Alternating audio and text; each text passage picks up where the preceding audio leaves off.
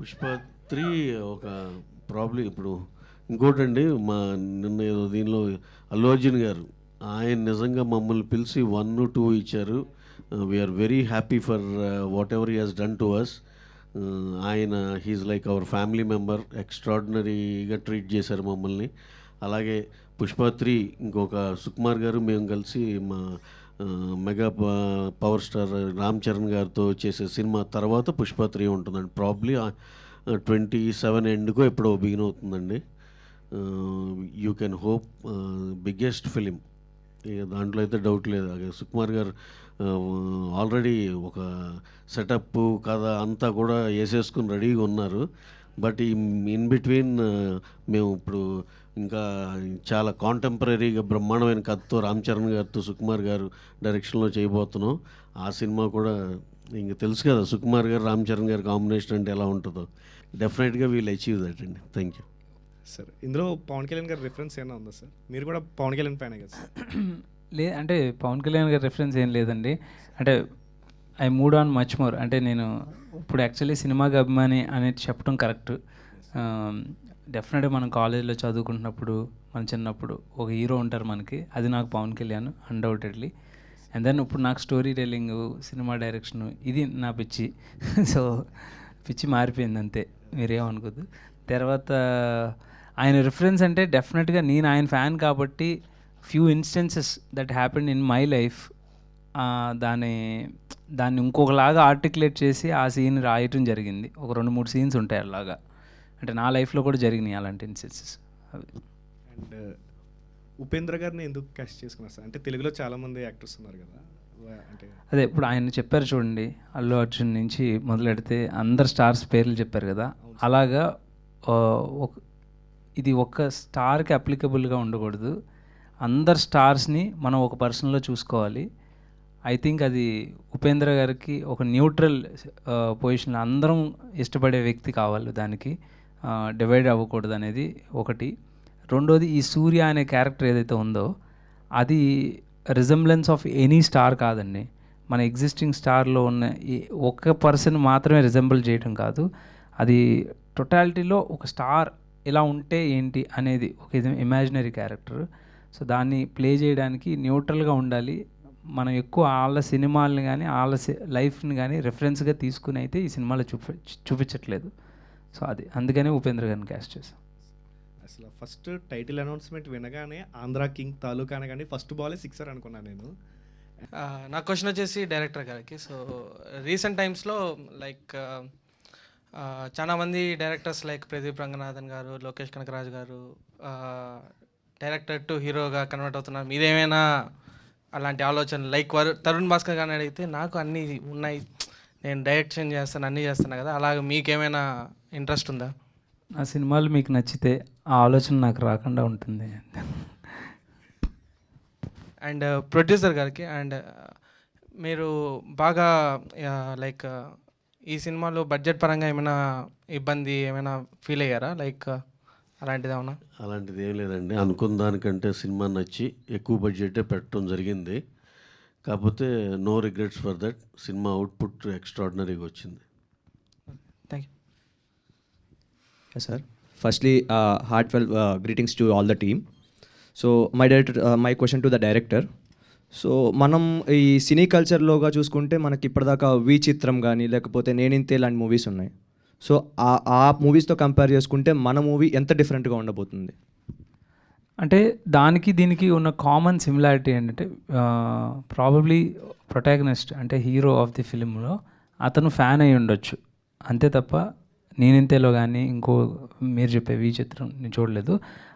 ఆ సినిమాల్లో ఉన్న కథాంశం ఈ సినిమా ఉన్న కథ కంప్లీట్లీ డిఫరెంట్ అండి. It's a very new film. నేనింతలో అతను సినిమాల్లో పనిచేసి ఒక ఆర్టిస్ట్ అవ్వాలని టోటల్ ఆ కథ వేరు కదండి. ఇతను బేసిక్గా ఫ్యాన్ వార్స్ దాని గురించి చూపిస్తారు కదా సార్. దీంట్లో మనం బయోపిక్ ఆఫ్ ఏ ఫ్యాన్ కింద మాట్లాడుతున్నాం కదా. So it will be difference, right? లేదండి, అసలు రెండు ప్యారలల్ లైన్స్ లాగా, అసలు nothing similarity. In your young age, so who is your fan? నాకు ఈ వారం ఈ సినిమా చూసి బాగా అనిపించింది అనుకోండి, ఇంకా నెక్స్ట్ ఇంకొకళ్ళు సినిమా నచ్చేదాకా నేను ఆ పీరియడ్ అంతా ఈ ఫ్యాన్, ఆ తర్వాత ఇంకో సినిమా నచ్చగానే అక్కడి నుంచి ఇంకో ఫ్యాన్, అలా వెళ్తూ ఉండేదండి. అంటే ఫస్ట్ అడ్మిరేషన్ హీరో ఉంటారు కదా సార్. ఫస్ట్ నేను మొన్న ఇంటర్వ్యూలో ఏదో అడిగితే మిమ్మల్ని ఫస్ట్ మీరు చూసిన వావ్ అనిపించి మీకు చిన్నప్పుడు ఊహ తెలిసే టైం నుంచి చూసిన సినిమాలు ఏదంటే డెఫినెట్గా చిరంజీవి గారి ఖైదీ అండి. అది అప్పుడు సెకండ్ క్లాస్ థర్డ్ క్లాస్ ఆ టైంలో 6 సార్లు చూసాను, నాకు ఇంకా గుర్తు. రోజు ఇంట్లో గోల్ చేసి మరీ వెళ్ళేవాళ్ళం అలా. So director sir, first director inspiration రావాలి అంటే ఆ థాట్ అనేది ఇంపార్టెంట్. సో మీకు ఏ డైరెక్టర్ని చూస్తే ఫస్ట్ నాకు ఓకే డైరెక్టర్ అనే వాళ్ళు ఒకళ్ళు ఉంటారు, ఆ కాన్సెప్ట్లోకి మనం వెళ్ళాలని చెప్పి అనిపించింది? Who is your inspiration for direction? అదే ఫస్ట్ సినిమా పట్ల ఆకర్షణ ఉంటుంది, తర్వాత అర్థమైంది తెలుసుకుంది ఏంటంటే ఇది కూడా చాలా ఎర్లీ స్టేజెస్లో, అంటే 8th క్లాస్ 9th క్లాస్ ఆ టైంలో ఓహో డైరెక్టర్ ఉంటారు, అతను అనుకున్నది సినిమా తీస్తాడనేది కృష్ణవంశీ గారు, మణిరత్నం గారు, కోర్స్ రామ్ గోపాల్ వర్మ అప్పటికే ఆయన ఫేమస్. సో ఆయన తర్వాత ఎక్స్ప్లోర్ చేశాను, నేను చూస్తూ ఎక్స్ప్లోర్ చేసింది అయితే కృష్ణవంశీ గారు, మణిరత్నం గారు. తర్వాత విశ్వనాథ్ గారు అంటే చాలా ఇష్టం. మళ్ళీ తర్వాత ఆయన సినిమాలు లేటర్ డైరెక్టర్ అవుదాం అనుకున్నప్పుడు అన్ని సినిమాలు చూశాను ఆయనది. ఐ థింక్ దాసనారాయణరావు గారు కూడా చాలా ఇష్టం. యా సార్, మీ మూవీస్ అంటే మీ previous movie Miss Shetty Mrs Polishetty కానీ లేకపోతే ఈ మూవీ పరంగా చూస్తే కానీ మ్యూజిక్ పరంగా మీకున్న డిఫరెంట్ చేంజ్ అనేది తెలుస్తుంది. సో ఆ చేంజ్ కోసం మీరు ఎలాంటి ప్రికాషన్స్ అనేది తీసుకుంటారు? అంటే సిచ్యువేషన్ ఒకటే అండి, అండ్ సెకండ్ ఎలిమెంట్ వచ్చి నాకు సౌండ్ చాలా ఇష్టం. అంటే నేను ఎప్పుడు వింటూనే ఉంటాను సాంగ్స్. సో నేను చెప్పే సిచ్యువేషన్ సౌండ్ రిఫరెన్స్ కూడా కొంచెం ఇలాంటి ఎలిమెంట్స్తో ఉంటే బాగుంటుంది అనేది ఫస్ట్ అక్కడి నుంచే స్టార్ట్ చేస్తాం. ఈ సినిమా మ్యూజిక్ వరకు రామ్ గారి హెల్ప్ చాలా ఎక్కువ ఉంది. సో ఆయన కూడా మ్యూజిక్ అంటే ఇష్టం కాబట్టి ఫస్ట్ నన్ను పిలిచి అడిగేవారు, ఎలా అనుకుంటున్నావు, ఏ సాంగ్ రిఫరెన్స్ అనుకుంటున్నావు అంటే నేను లిస్ట్ ప్రతి పాటకు ఒక 3 పాటలు మినిమం రిఫరెన్స్ పెట్టుకుంటా. అంటే ఇన్స్ట్రుమెంటేషన్ ఒకటి ట్యూన్ వైజ్ ఇట్లా. సో ఆయన వినిపించినప్పుడు ఆయన అర్థం చేసుకుని, సిన్స్ తమిళోళ్ళు కాబట్టి మన మ్యూజిక్ డైరెక్టర్స్ తమిళోళ్ళు కాబట్టి నేను కొంచెం కమ్యూనికేషన్లో ఏమైనా మిస్ అవుతానేమో అని ఆయన డెఫినెట్గా నాతో పాటు ఉండి ఇలా అనుకున్నావు కదా, ఇలా అనుకున్నా, నేను ఎప్పుడైనా పొరపాటు మర్చిపోయినా కూడా ఆయన గుర్తు చేసి మరీ చెప్పేవారు, అది అనుకున్నావు అని అట్లా హెల్ప్ చేశారు.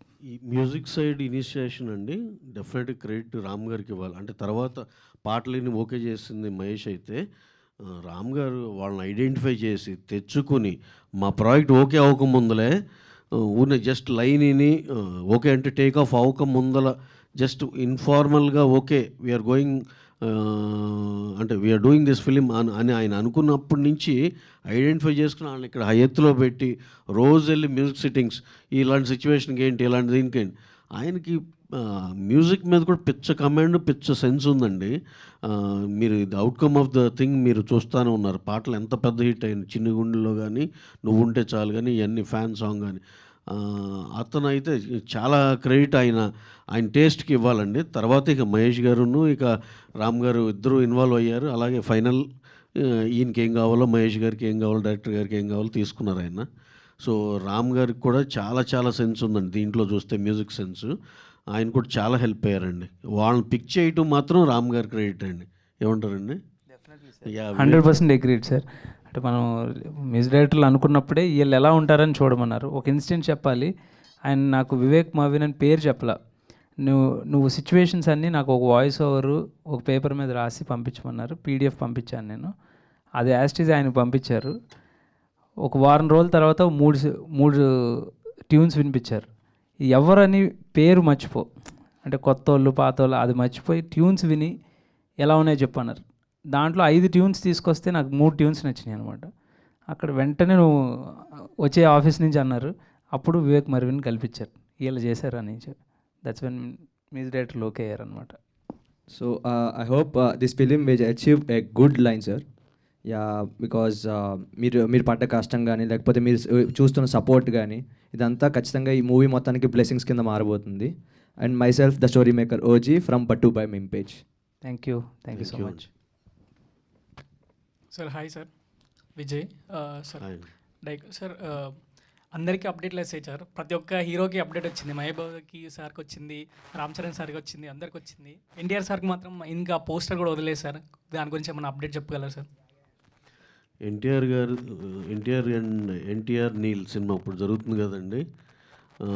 డిసెంబర్ ఆల్మోస్ట్ ఫస్ట్ నుంచో ఇప్పుడు సెకండ్ నుంచో షూట్ చేస్తున్నాం.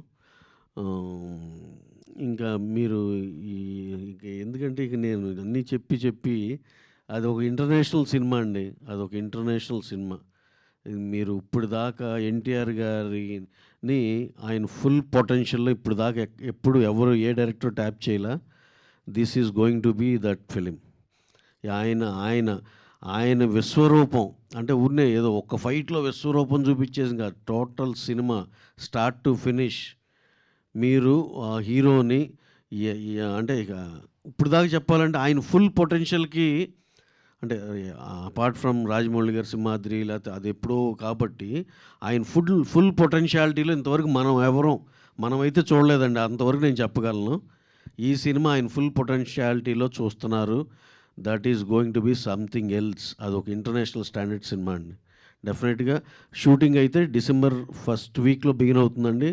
నాన్ స్టాప్గా వెళ్ళిపోతుంది. Probably we're thinking that April May కల్లా షూట్ అవుతుంది అనుకుంటున్నాం. We'll have to see. Sir కనీసం టైటిల్ ఏం పెట్టారు సార్? అంటే రాగేనేనా లేదంటే ఇంకేమైనా టైటిల్ అనుకుంటున్నారా? టైటిల్ అప్రాపరేట్ టైంలో చెప్తామండి. దాట్ విల్ రియల్లీ సార్ అదే అప్పటి నుంచో అంటున్నారు సార్. ఆల్రెడీ ఆల్మోస్ట్ 5 months అయిపోయింది సార్. ఖచ్చితంగా టైటిల్ అనేది ఒక ఈవెంట్ చేసుకుని ఒక పద్ధతిగా ఒక ఇదిగా చేయాలి కానీ జస్ట్ మీరు నేను మాట్లాడేసుకుని ఇదే టైటిల్ అని ఇది అఫీషియల్ చేయలేం కదండి. Okay sir. సరే director sir. Thank you. Hello Vijay, చెప్పండి. సార్ మీ పేరుకి ఒక చాలా పెద్ద బ్యాక్గ్రౌండ్ ఉంది సార్. అంటే మహేష్ బాబు అంటే మాకు ఎప్పుడైనా సూపర్ స్టార్ గుర్తొస్తారు. సో మీరు అంతటి పొటెన్షియల్ ఉన్న పేరు పెట్టుకున్నారు సార్. సార్ మీరు ఈ సినిమా మీకు మంచి విజయం సాధించాలని కోరుకుంటున్నాను సార్. సార్ మన తెలుగు సాంగ్స్ ఏమైనా ఎక్స్పెక్ట్ చేయొచ్చా? అంటే మూవీలో ఎవరిదైనా రిఫరెన్స్ సాంగ్స్ కానీ పోస్టర్స్ కానీ ఏమైనా తెలుగు సాంగ్స్ అలా ఏమి ఉండవండి. మళ్ళీ లేనిపోయింది ఇప్పుడు మళ్ళీ ఎవరో కేసేస్తారు తెలుగు సాంగ్. అంటే ఇప్పుడు ట్రెండింగ్ అవుతున్నాయి కదా సార్ చాలా సినిమాలలో. సో అందుకే అడిగాను సార్.